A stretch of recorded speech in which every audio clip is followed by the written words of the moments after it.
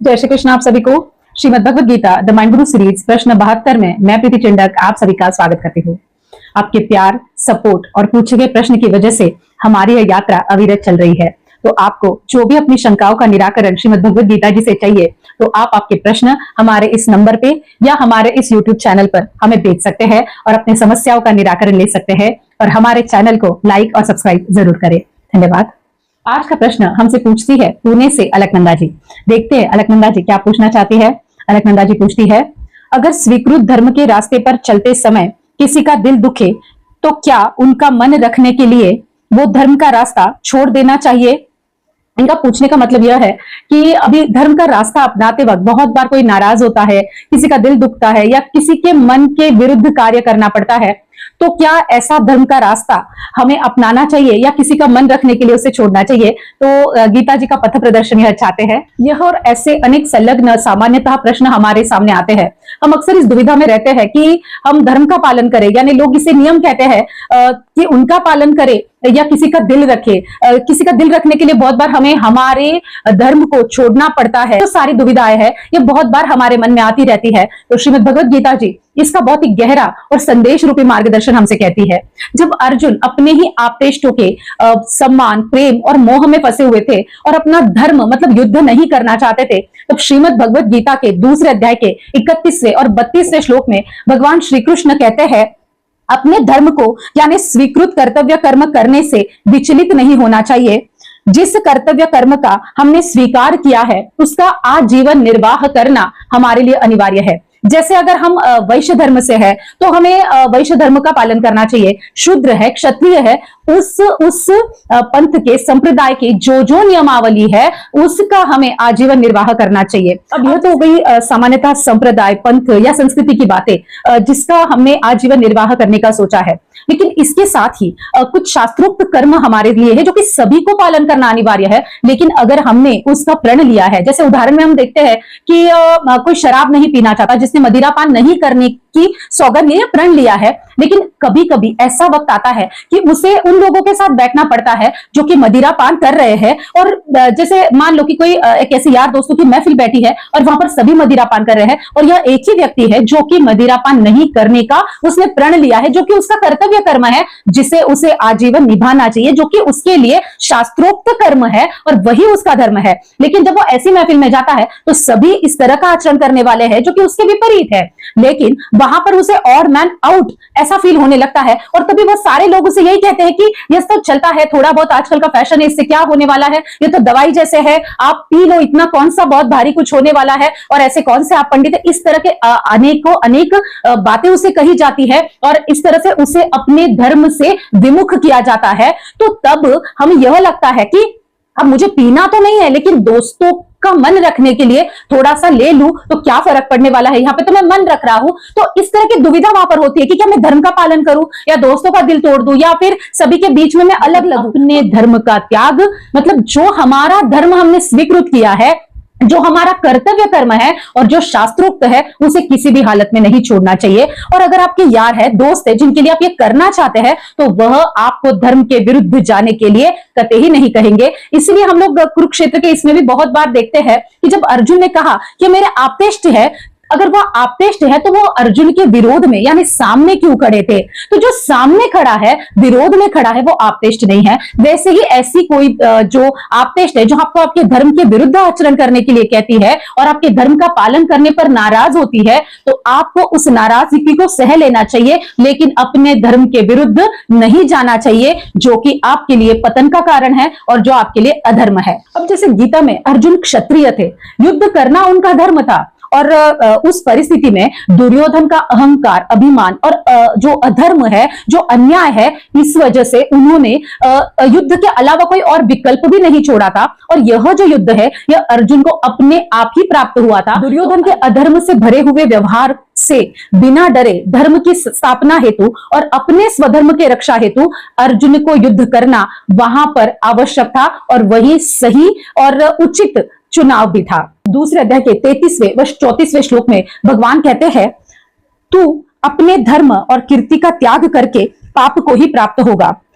क्षात्र धर्म के अनुसार युद्ध तुझे करना ही है, लेकिन अगर तू युद्ध नहीं करेगा तो तू अपने ही क्षात्र धर्म का त्याग करेगा, जिससे पाप ही होगा और तेरी कीर्ति का भी नाश होगा। अब जो क्षात्र धर्म है, मतलब जो क्षत्रिय धर्म है, उसका त्याग हो जाएगा, मतलब स्वधर्म से विमुख हो जाएगा और कीर्ति का भी नाश होगा। जैसे कि सब लोग यही कहेंगे कि अर्जुन योद्धा होते हुए भी अपने कर्तव्य कर्म से हट गए, डर गए। ये आजीवन जो अर्जुन की अपकीर्ति होगी, उससे यह अपकीर्ति तो होगी ही होगी, लेकिन धर्म का पालन न करने की वजह से पाप भी होगा, यानी यही अर्जुन के पतन का भी कारण होगा। अब पूछे गए प्रश्न के उत्तर में यह श्लोक हमें इस तरह से मार्गदर्शन करता है कि जैसे किसी का मन रखने के लिए हम हमारे ही स्वीकृत धर्मयुक्त कर्म का त्याग करते हैं, मतलब हम हमारे स्वधर्म से विमुख होते हैं, तो यह ऐसे भी दोष है और यह हम पाप ही करते हैं। इसका मतलब हम पतन करने वाला ही कुकर्म करते हैं, क्योंकि किसी का मन रखने के लिए जब हम हमारे धर्म से विमुख होते हैं, क्योंकि हमने जो स्वीकृत किया है वो धर्मयुक्त कर्म है और जिसका पालन करना हमारे लिए बहुत ही बहुत आवश्यक है, लेकिन किसी का मन रखने के लिए हम धर्म के विरुद्ध कार्य कर रहे हैं, तो ये ऐसे भी अधर्म है, पतन करने वाला है। हम उदाहरण में समझते हैं कि हमने किसी चीज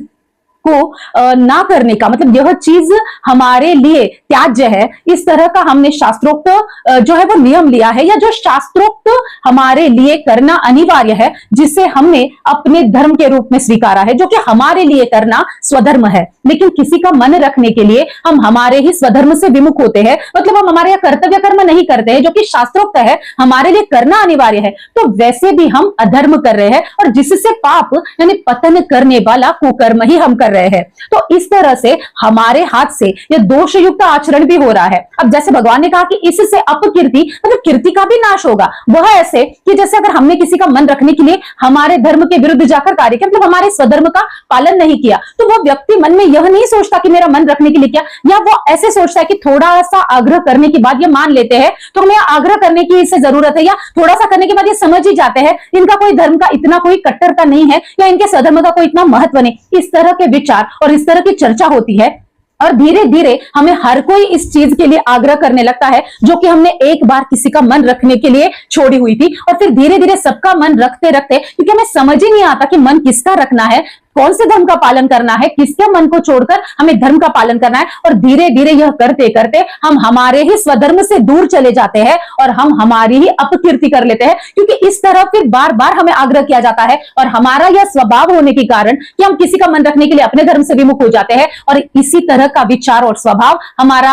आगे भी कंटिन्यू होने लगता है और हमें यह पता भी नहीं चलता है कि हम कब स्वधर्म से दूर हो गए, कब हमने पतन करने वाला या अधर्म करने वाला कार्य शुरू कर दिया। आगे 18वें अध्याय के 47वें श्लोक में भगवान स्वभाव नियतम कर्मम कुर्वन्नाप्नोति किल्बिषम, इन पदों से शास्त्र विहित और शास्त्र निषिद्ध दो तरह के वचन आते हैं, जिसमें विहित कर्म करने की आज्ञा है और जो शास्त्रों ने जिन कर्मों का निषेध किया है उन्हें त्यागना बताया गया है। अब इसमें जो विहित कर्म है वह स्वधर्म है, और जिन कर्मों को जिस वर्ण के लिए निषेध किया है, निषिद्ध किया है, वह परधर्म है। इस श्लोक में भगवान कहते हैं परिस्थिति कैसी भी हो हमेशा स्वधर्म में ही जीना चाहिए। अब उन विहित कर्मों में भी शास्त्रों ने जिस वर्ण, आश्रम, देश, काल, घटना, परिस्थिति, वस्तु, संयोग, वियोग आदि को लेकर अलग अलग जो कर्म नियुक्त किए हैं, उस वर्ण, आश्रम आदि के लिए वे नियत कर्म कहलाते हैं। इसका अर्थ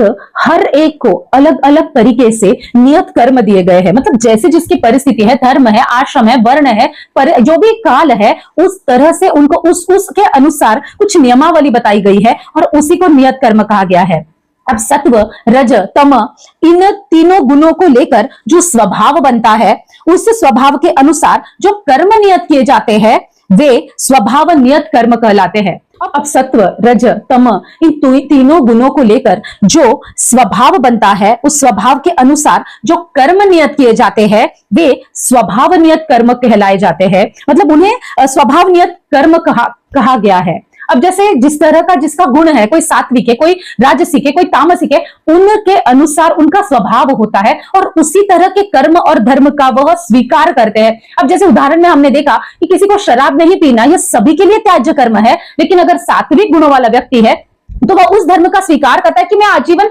शराब नहीं पीऊंगा। इस तरह का वो सात्विक गुणों के हिसाब से वह इस धर्म का स्वीकार करता है, उस शास्त्रोक्त कर्म का स्वीकार करता है। लेकिन अगर राजसिक या तामसिक है तो जरूरी नहीं कि वो उस धर्म का स्वीकार करे। तो कहने का अर्थ यह है कि जिस तरह के गुण इंसान में है उस तरह से उसका स्वभाव बनता है और उसी तरह के कर्म उसके लिए नियत होते जाते हैं। इसका तात्पर्य अर्थ यह है कि जिस वर्ण जाति में जन्म लेने से पहले इस जीव के जैसे गुण और कर्म रहे हैं उसी के अनुसार उसे जन्म मिलता है। कर्म तो करने पर समाप्त हो जाते हैं लेकिन गुण रूप से संस्कार रहते हैं। अब बहुत बार हम लोग देखते हैं कि सर्व कर्म तो अच्छे थे लेकिन उनके अंदर जो गुण है वह आजीवन उनके साथ रहते हैं। कर्म तो हम लोग उसका प्रक्षालन कर वो खत्म कर सकते हैं लेकिन गुण संस्कारों के साथ उस व्यक्ति के साथ ही रहते हैं, मतलब मरने के उपरांत भी उस व्यक्ति के साथ वह गुण रहते हैं और उसी के अनुसार उसे उसका आगे का जन्म मिलता है, उसी के अनुसार उसे आगे का कर्म मिलता है। तो यह भी सारे गुणों से भी प्रभावित होते हैं। पूछे गए प्रश्न में कि जब हम धर्म निभाते हैं, जब अपना स्वधर्म निभाते हैं तो किसी का दिल टूटता है, किसी को नाराजगी हो जाती है, तो क्या किसी का दिल तोड़कर अपना धर्म निभाना सही है या नहीं? मतलब किसी का दिल तोड़ना यह भी एक दोष है और हम लोग यह धर्म तोड़ना यह भी एक दोष है। तो इनमें से किस दोष का और किसका हमें जो है वो स्वीकार करना चाहिए और किस दोष का हमें त्याग करना चाहिए, यह पूछा है, यह दुविधा पूछी गई है। तो इसका जो उत्तर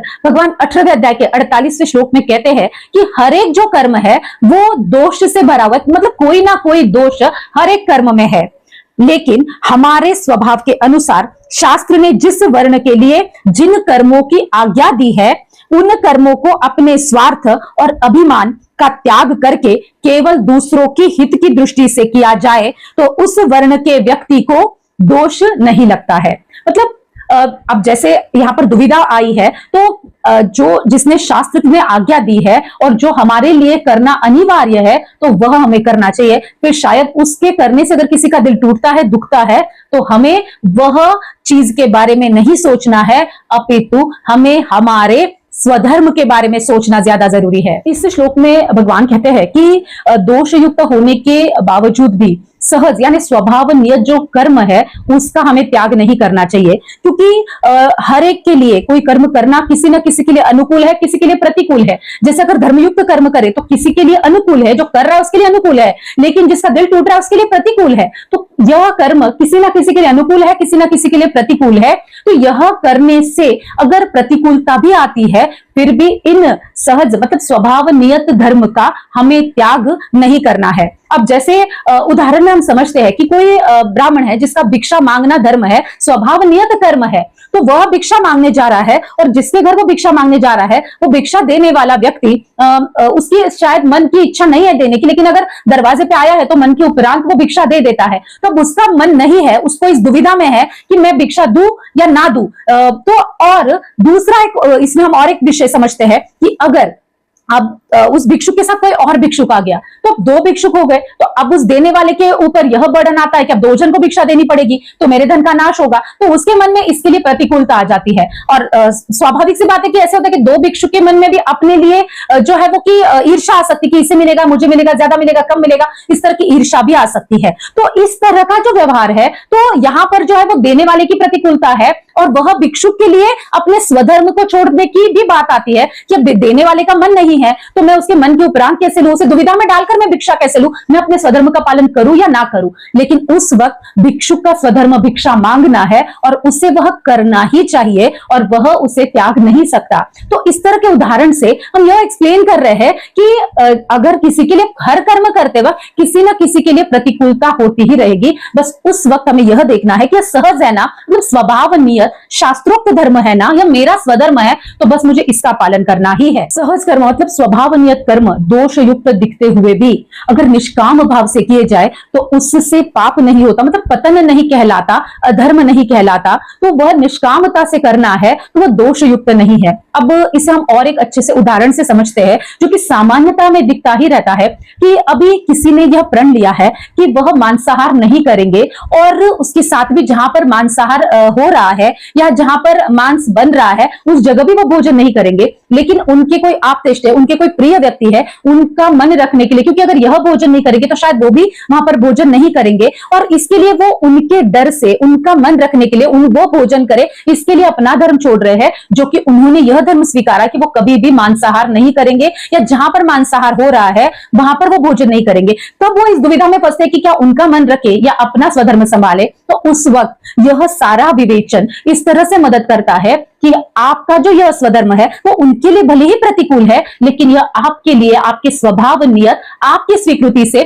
शास्त्रोक्त धर्म आपने लिया है। और जैसे हमने अभी देखा कि निष्काम भाव से, मतलब आपने मांसाहार नहीं करने का, आजीवन शाकाहारी भोजन करने का जो प्रण लिया है, इसी से निष्काम भाव यह है कि किसी पशु की हत्या न हो, यह आपका निष्काम भाव है। आप इस तरह का मांसाहार करने के पीछे आपका बहुत ही अच्छा धर्म है, और इसके पीछे भाव भी आपका अच्छा है कि आप निष्काम भाव से यह कर रहे हैं। तो उनके लिए जो प्रतिकूलता हो रही है, एक तो आप उन्हें समझा दीजिए कि यह आप भी ना कीजिए, और या वो नहीं मान रहे हैं, लेकिन आपको आपका स्वधर्म छोड़ना नहीं चाहिए। आपको उस जगह पर भोजन करना यह आपके लिए त्याज्य है, और अगर आप करते हैं तो यहां पर आप अधर्म करते हैं और अपने ही पतन का कारण ढूंढते हैं।